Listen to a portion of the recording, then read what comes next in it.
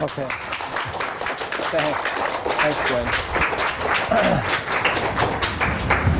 Okay, thanks everybody. It's great to see all of you here. This is the Body Code seminar. Just ignore the cameraman. Okay, let me see. Okay, that's off. Good. We'll just put that down. Can everybody hear me okay? All right. In the back? Talk louder a little bit. How's that? Okay. Good? All right. First of all, raise your hand if you've attended one of these seminars before. Okay. And if this is your first time, raise your hand. Okay, so we've got about an even mix then. That's great. Well, let's go ahead and get started here. Let me tell you a little bit about myself. My name is Dr. Brad Nelson. I'm a holistic chiropractic physician. I am the author of a book that's coming out very soon called The Emotion Code, which is all about how to find emotional energies that are trapped in the body and how to release those. And we're going to be teaching all of that material in this seminar, so you're going to be learning all of that. I spent 17 years in private practice down in Southern California, and I left practice a number of years ago to devote full-time to finishing this book, number one, and then also to getting this other information out so that everybody can benefit from it. I've taught seminars for 9 years now, starting with a seminar series that we called Balancing the Body Electric, and the name changed a little bit later to Body Lingo, and now we call it the Body Code Seminar, because really what this seminar is about is it's about teaching you how the body really works. And it's not a mystery, and it's something that anybody can learn. Anybody can actually do a lot for their own health and for the health of their family, for their children, for their loved ones. Anybody can do a lot. Anybody can learn this work. And so that's why you're here today, and that's why I'm here. Let me share some personal experiences with you. When I was 7 years old, I came down with German measles, and I was very sick.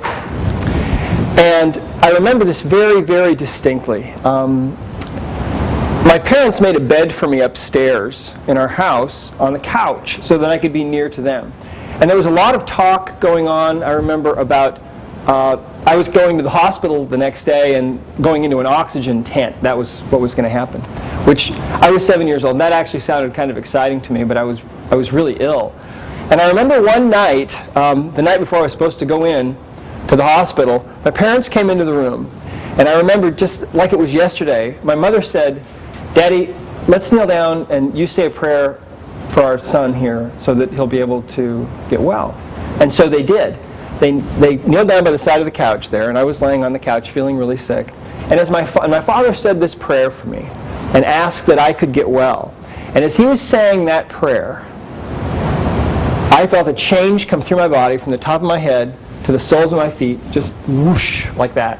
And I was made well that fast. And I waited till they were done, till my father was finished praying, which didn't take very long. And I was all excited. I said, I'm better, I'm better. Heavenly Father fixed me, I'm well. And they didn't quite believe it. They said, well, that's fine, honey. Just go to sleep now. But I didn't have to go to the hospital the next day. So that was the first experience that I had with healing, see. And that didn't require the use of medicine. It was just a little bit of faith in God. And there is a God, and we'll talk about that later. The next experience that I had with healing was when I was 13 years old. I came down with kidney disease. And I was very sick. I'd get these pains in my back that felt like a knife in the back. Pains that would put me down on the ground. And so I went to the hospital, and they ran all these tests on me, and they said, well, you've got this kidney disease. It may get better, it may not. We don't really know. And there was nothing really that they could do to treat me. So my parents decided that they would take me to get chiropractic care. My mother was she was always very interested in alternatives, and so that's where we went. And I will always remember the contrast between going to see these chiropractors who actually practiced in a trailer house out in the middle of this muddy field. You'd have to scrape the mud off your boots to go into their house. The contrast between that and this big, gleaming clinic where they couldn't help me, and then going to these people in this trailer house And they actually helped me. They said that I had a bone in my back that was out of alignment for a long time, and it was irritating the nerves that passed to my kidneys, and that weakened my kidneys. So when this disease came along, boom, it nailed me. So they started realigning the bones in my back and turning the lights back on, so to speak, letting the power flow again to my kidneys. And within a couple of weeks, I was feeling much, much better. My pains were much less significant. I was feeling much improved. They were less frequent, less severe. And after a month or so, we went back to the clinic, and they ran all the tests on me again, and they said, well, it's a spontaneous remission. It's remarkable. Now, whatever we did must have worked, but of course they didn't do anything, right? So that's when I decided that that's the kind of doctor I wanted to be. And it didn't matter to me if I needed to practice out in the middle of a muddy field like these two. That was fine. I didn't care. I just cared about getting people well. So I was 14 years old. I made that decision.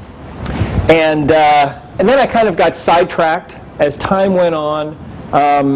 I got involved in computers and business and really delved deep into that. And I decided that that's the career I was going to go to. I was going to set aside the chiropractic and the healing career because it just seemed like there was too much schooling involved.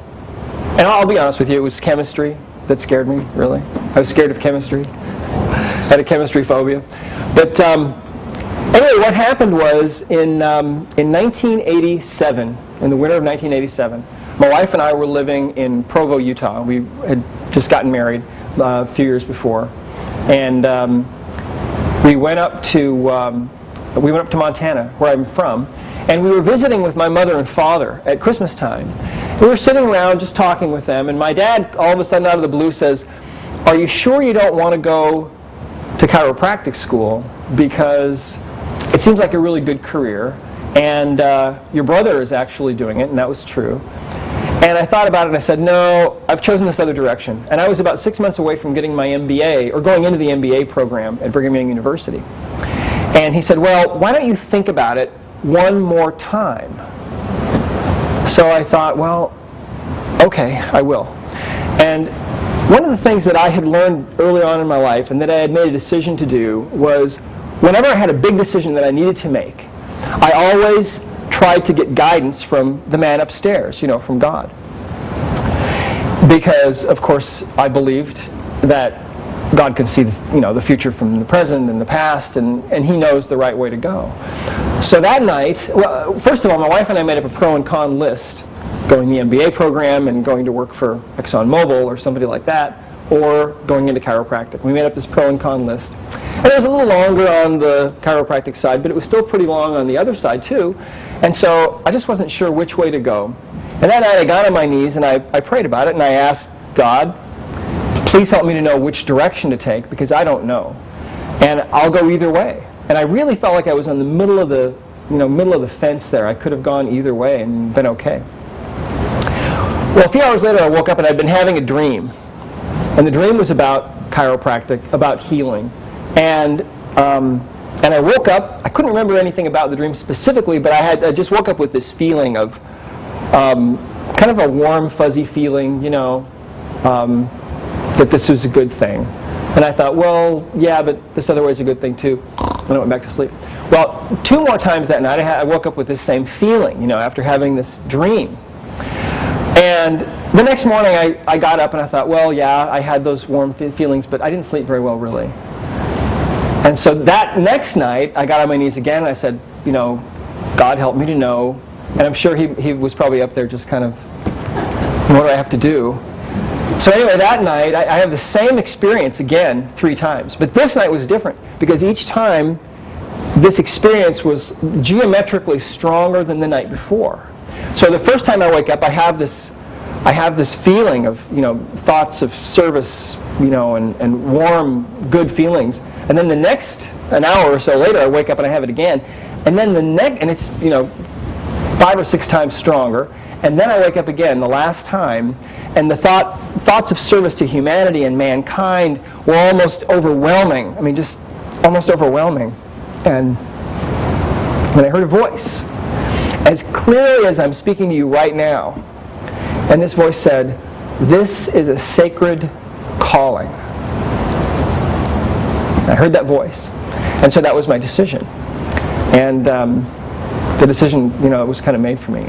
That experience stood me in good stead during the time that I was in school and since then. And I've wondered a lot, what did that mean? Why is it a sacred calling? What is it about healing? And I've come to the conclusion that anytime we're involved in healing anybody, it's always a sacred calling. It's always a sacred thing. Why is that? Well, because there's a purpose to our lives here, you see. And when sickness is interfering with our lives, you see, each one of us,